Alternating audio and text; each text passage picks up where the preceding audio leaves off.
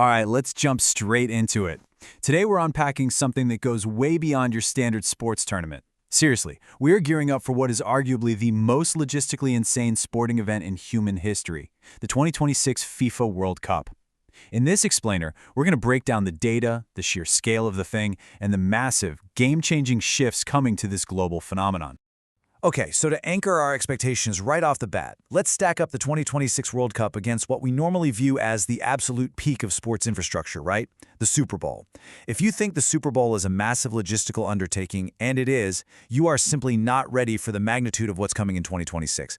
We are talking about an event that will dwarf practically anything we've ever seen before. Section 1, the unprecedented scale. So, for the very first time ever, this massive tournament isn't just being hosted by one country. It's not even two. It's spanning three entirely distinct nations: the United States, Canada, and Mexico. But, it's a heavily weighted partnership. The U.S. is really taking center stage here, hosting a whopping 78 matches, while Canada and Mexico combined are going to handle the remaining 26. Just think about the sheer geographical footprint required to pull this off across three huge North American countries. It's wild. Now, during the early rounds, the action is spread out across all three of those nations. But as the stakes get higher, the footprint shrinks. From the quarterfinals onward, every single crucial, do-or-die match is going to be played exclusively in the United States. So they aren't just hosting the bulk of the games, they're totally locking down the late stages of the entire tournament. Section 2. New rules, more matches.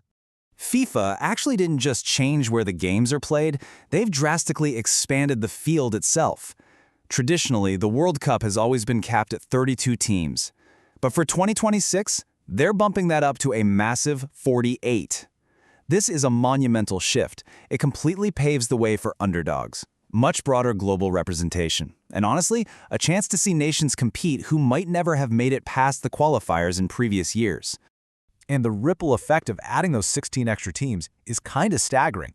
When you expand the field to 48, the total number of games absolutely skyrockets. The tournament expands to a dizzying 104 distinct, high-stakes international soccer matches. But here's where the logistical insanity truly sets in. All 104 of those matches, they're packed into just about 40 days. Just imagine the coordination required to move teams, broadcasting crews, security, and literally millions of fans constantly across three huge countries to pull off over 100 matches in a little over a month. It's a non-stop, intense schedule that's going to demand absolutely flawless execution. Section 3. The economic mega impact. Obviously, an event this dense, 104 matches across three countries in 40 days, it isn't just a sports milestone. It is an absolute financial juggernaut.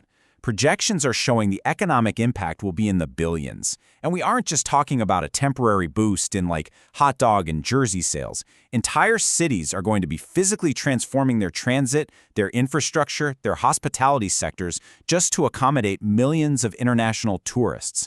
To really wrap your head around that economic gravity and sheer scale, just look at the venue chosen for the absolute peak of the tournament. The grand finale is heading to MetLife Stadium in the New York/New Jersey area. Picture over 82,000 screaming international fans converging on a single stadium for one match. That is the incredible economic density of the final day alone. Section 4, the ultimate last dance. Because look, beyond the billions of dollars and all that logistical chaos, this tournament is ultimately about deep emotional storylines.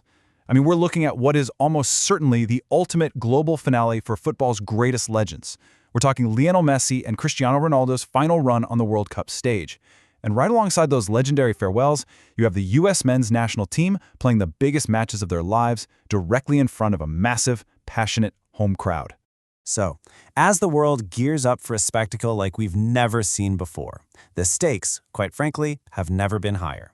Can Messi actually defend Argentina's title right here on American soil? Or will the U.S. men's national team finally make a historic, deep run in front of their home crowd? These are the storylines you'll absolutely want to follow as 2026 gets closer. Thanks so much for joining me for this explainer, and I'll catch you next time.